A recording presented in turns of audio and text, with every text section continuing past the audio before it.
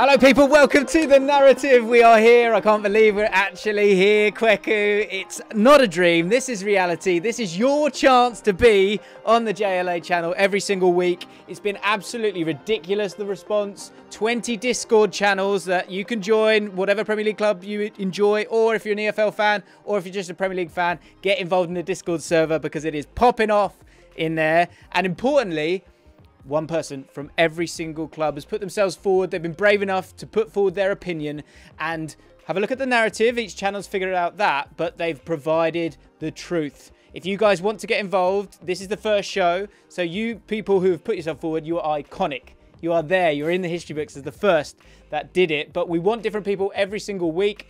We want it to get bigger and bigger. So if you want to get involved, make sure you're ready to do a video landscape, 30 seconds, providing us with the truth.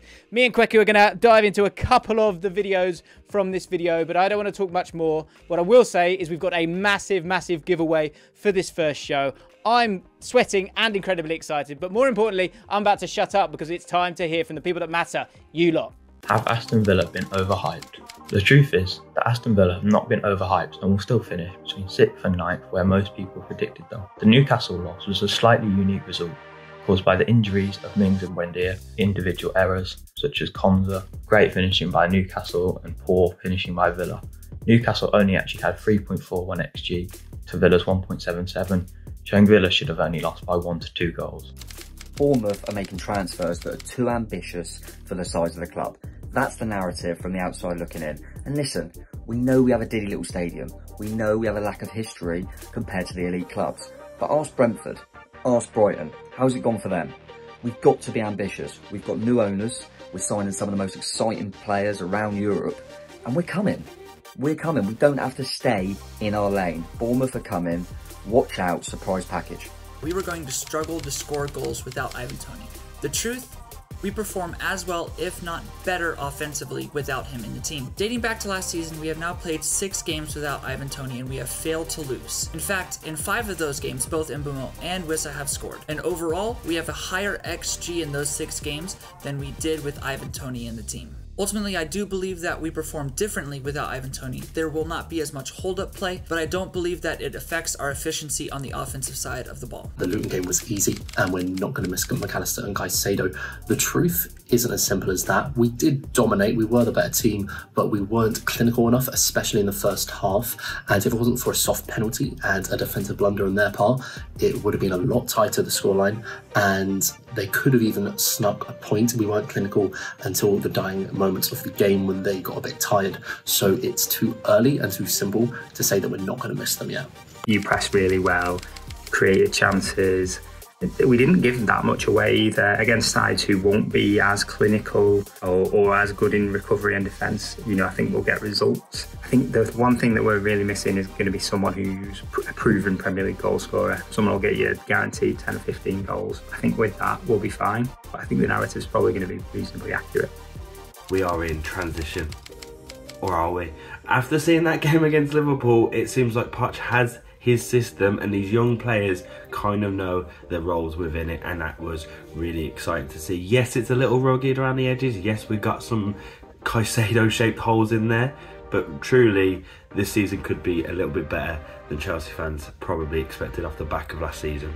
Jay, fellow Chelsea fan, what a way to start off the narrative on the JLA channel. Jay, I understand what you're saying in terms of maybe the goals have to be reset for Chelsea, but also there needs to be some realism as well. I know Chelsea made a huge splash in the transfer market. Lavia, big signing. Caicedo, huge signing, and hopefully Elise is on his way to Stamford Bridge as well. But this is ridiculous.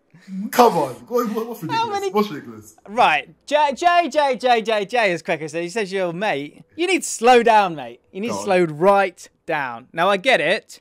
Chelsea are stacked now, and they continue to buy and stockpile exciting young players. But actually, I'll be honest, I'm amazed, Kweku. I'm amazed you're not jumping on this train, actually. I'm kind of with Jay. Like, no European football, a really exciting squad, a week to deal with games and get your tactics right and embed it. He said it was rugged. But I think you've got to be massively excited about Chelsea and where they could finish this year. And I think you can dream big. Kweku, I think you're dampening the spirit on the first show. I thought you had a little bit more about you. What's going on? I see what you're doing. I'm not going to take the bait. I'm not going to take the bait. At the beginning of the season, I said Chelsea, I'd be happy with challenging for the European places. Maybe you have to reset that slightly because you can't spend as much money as Chelsea have, despite the fact that we've offset that with outgoings, and maybe consider yourself Europa League challengers. So I understand that opposition fans are going to be pointing the finger and saying that Chelsea should be title challengers. But this is Pochettino's first year as Chelsea manager. This is a lot of these players' first foray into the Premier League. I understand that there's going to be heightened expectations, but also let's be realistic. There are so many good teams in the Premier League this year. You look at Man City, who've been together for a while. You look at Arsenal, who are developing and have been there for a while. You look at Liverpool, who Chelsea did show out against on the weekend. But Liverpool are also a team that have been together for a long time, despite the fact they've rebuilt their midfield. Chelsea have done well in the transfer market, but football's about winning games, not winning the transfer window. So let me just see how it all comes together before I say Chelsea can win the league. Chill about stockpiling and safeguarding. Right, for those of you who don't know, Kweku's a Chelsea fan, by the way, and Kweku's going to be here every single week, and he's also starting a YouTube channel. When that YouTube channel drops, I don't know if it has yet. Has it, Kweku, actually? Hasn't yet. 5 days' time, it's coming. 5 days. All right. So in time for next week, we will have a link in the description and you will hopefully go and follow Kweku because he deserves it. He's a good boy, right? But what I will say is, as a Chelsea fan, what I want to know, what's the minimum requirement and what is the ceiling for Chelsea in your mind right now? Minimum, like in terms of Chelsea fans tearing their hair out and getting as angry as they did last year. What could that literally become? But also, like, how far can you dream? Like, stop being sensible. How far can you dream here? Don't take the bait. Don't take the bait, Chelsea fans. Do not take the bait. Do not take the bait. No, nothing. I'm not getting anything. I'm not getting anything at all. No. Come on, give me a minimum. Minimum place. You've got to give it a minimum. 4th is a minimum right now. That was your minimum. What's maximum? I just need a number. I just need a place. 3. Right, so that's amazing. So you've not got much to... You've not got much to work with. That is amazing stuff. Absolutely love it. Right, guys. Important time. Giveaway time. So, as I said in the video last week when we were talking about the narrative, I want to be able to allow people to basically give you free stuff. So, if you want to be in the Discord server and you haven't as of yet, the time is now. Because, first of all, we've got our sponsor for this first show, which is amazing.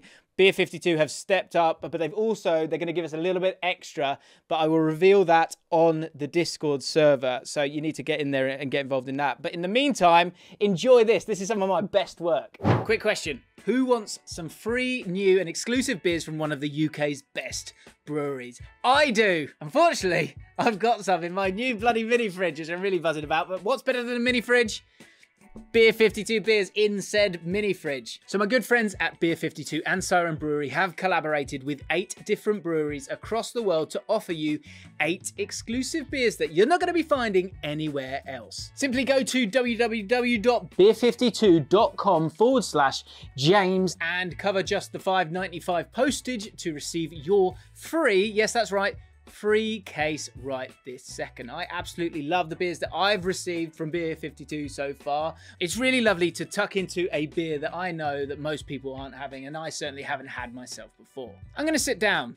Their industry experts carefully curate a new case every single month, showcasing the very best craft beer and independent breweries from around the world. This month, they've teamed up with beer legends Siren to celebrate the brewery's 10th birthday. Over the last decade, the brewery has been a true pioneer of UK craft beer culture, collaborating with the biggest names out there to deliver modern, cutting-edge beers that champion the rich tradition of brewing. Siren are renowned for their IPAs, and Active Deadline Mode is like a highlights reel of their very best. Oh yeah?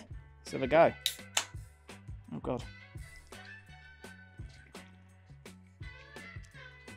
It's 4:33, so that's a good time for a beer. And for me, that's bursting with punchy tropical aromas. And it's got a sort of Moorish mouthfeel and incredible depth of flavour. But that's just my take on it. And if you don't like dark beers, simply choose the light case and don't forget, you get a couple of tasty snacks. Who doesn't like some salty nuts in their mouth? I know I do. You can learn more about Siren's story and Fantastic Breweries as they've collaborated in the award-winning Ferment magazine. If you've not heard of that before, it's not about body odour, it's about beer, obviously. And even if after all of that, you're still unsatisfied, you can simply pause or cancel your subscription at any time. So that's www.beer52.com/James to claim your free case now. That's 52.com/James. We will struggle without Zaha and we won't be able to push into that top 10 due to our perceived lack of quality.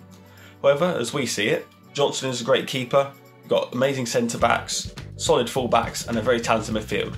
Especially Lerma looks like an absolute coup on a free. We also do have those creative players that we need in Eze and Elise. In terms of a finisher, Edouard's looked very solid in pre-season and against Sheffield United. We should be getting another left winger up alongside França.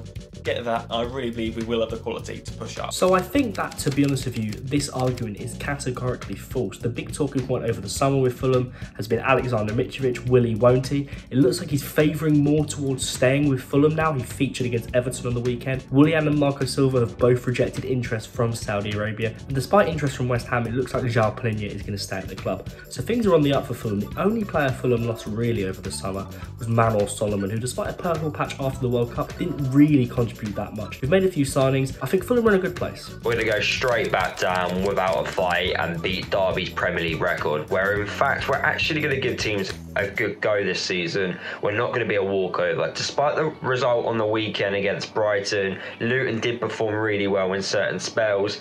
Against a team that isn't on Brighton's quality, I do think Luton will show a lot more and be able to compete and show the whole of the Premier League and the world that we're here to stay and we're not going to go back down. Kevin De Bruyne's injury is not going to stop Man City being relentless. While there are concerns that Gundogan and Mahrez have not yet been replaced like for like, there's so much depth in the squad. We've seen Pep's tactical flexibility, able to get a tune out of Delph, able to get a tune out of Zinchenko, able to get a tune out of Bernardo Silva. If in any of the front six positions, we've got a world-class squad, we've got the best board who pick up the best players at the right time. The transfer window's not yet over. City are coming for every single trophy on offer. The fans themselves. We only get the Norwich scarves out when it's going bad and we're losing, but that's not the case. We've won the league under Alex Ferguson, and there was a sea of scarves around Old Trafford. Our prediction for the season, I think we'll finish 4th, but that doesn't necessarily mean it's a decline in performance. I think our performances overall will be better and will be more into Erik Ten Hag's system, and also the teams around us will be much better. People expected us to fall off drastically over the coming season. Since getting European football, we tired out, we get knackered and that. But there was no evidence for this. We've made signings, bolstered the team, we're just getting better. And even the players already in the team are improving as well. Looking at Joe Linton and Sean Longstaff still getting better, even Jacob Murphy's getting better. So that's why the narrative is wrong. Last season, Nottingham Forest had the worst away record with 8 points scored and an average of 1 goal scored versus 4 goals conceded. However, in the last 5 games, Forest managed to find their tactic when playing away, of managing to have a low block consistently and finding goals by getting a quick counter-attack. Nottingham Forest have managed to get good results against some of the top 6 teams in the Premier League, as well as consistent mid-tablers. Because we failed to score at home to Fulham, it's going to be the same old Everton. Last year we struggled because we didn't score goals. We didn't score enough goals. But not only did we not score enough goals, we didn't create chances. But against Fulham, actually, we created a lot of chances. We had an XG of just under 3. And I think that when we get bodies through the door, when Calvert-Lewin is ready to start, that actually it might be a very different story compared to last season. Always tough to watch someone going to a pub when you could have got yourself a Beer 52 subscription. Free case as well, you just got to pay for the postage. Anyway, Kweku, let's talk Everton. Yeah. Leadership, getting involved, he's positive. Now we don't want to tread all over that, but we do want to have a little chat about it because I think people are thinking that it's going to be the same old Everton because of that defeat against Fulham. How did you see that game? Because the XG was high. The XG was high. It's an age-old issue for Everton. It's putting the ball in the back of the net, and they've not been able to do that consistently since Dominic Calvert-Lewin started occurring these injuries or started getting these recurring injuries. It's just it's unfortunate for them because I really like what Neil Maupay brings to Everton. I like how he endeavours to press. I like how he gets himself in positions, but he's just profligate in front of goal. And you could argue that they were better in terms of the 90 minutes than Fulham, who've got their own problems. But it's an age-old problem for Everton in terms of putting the ball in the back of the net. If they can address that issue, they should be fine in the Premier League this season. you have the narrative and you have the truth. And as we saw, you know, our Burnley video this week, they're suggesting that, you know, the narrative and the truth are correct. I think with Everton, this could go all over the place in terms of it being correct, how people are seeing it, how it's incorrect. Are they a negative side, or no, actually maybe they're a bit more positive? It could easily change. Another thing that leadership said was that bodies were needed. Some of these bodies that they're talking about, I think, are perfect. Harrison, Gnonto, I think there's a real opportunity to pillage Leeds a little bit when it comes to players that could work for the team. Oh, Leeds fans, get him. Yeah, all right, he's turning on me back. He's got me back. Yeah, come on then. Come on, Leeds, look, you're not in the Prem. You know, you wait until we'll move over to that side when we talk about it. I have to. No one talks about QPR. You're going to have to get on with it. But I think the thing, when it comes to the narrative and the feeling of these Everton fans, it's these next few games. You've got some really, really winnable games in the next few.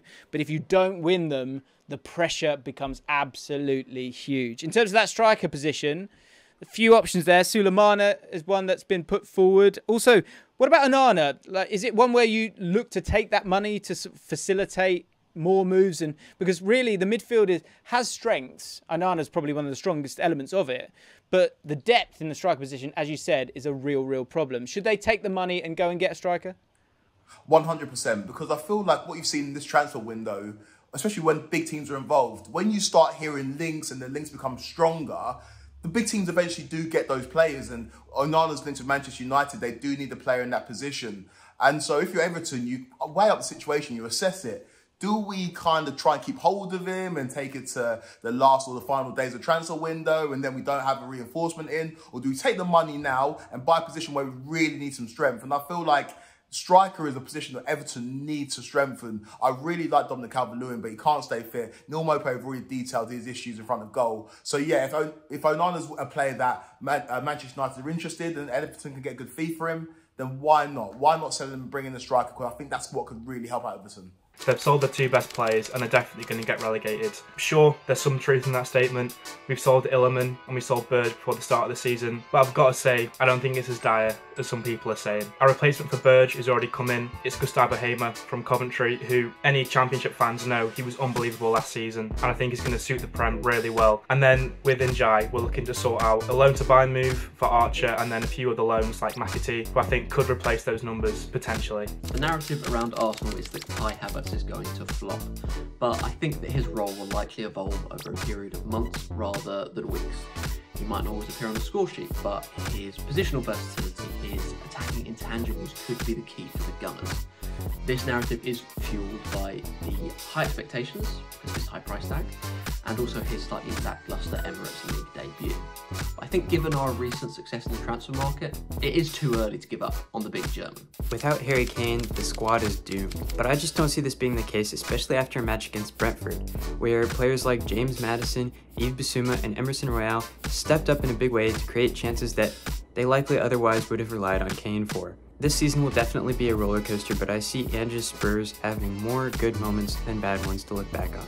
Mikel Antonio may not be the answer anymore for West Ham. With the team struggling to create chances and score goals, I actually think he's becoming quite detrimental to the system. His legs are going, therefore his explosive pace, which used to be his most dangerous asset, is no longer there for us. And because Moyes is insisting on using him as our main striker, I actually think it's doing West Ham more harm than good in the long run, and we absolutely need to be finding a new striker. Our season is over before it's even started, and that we are down.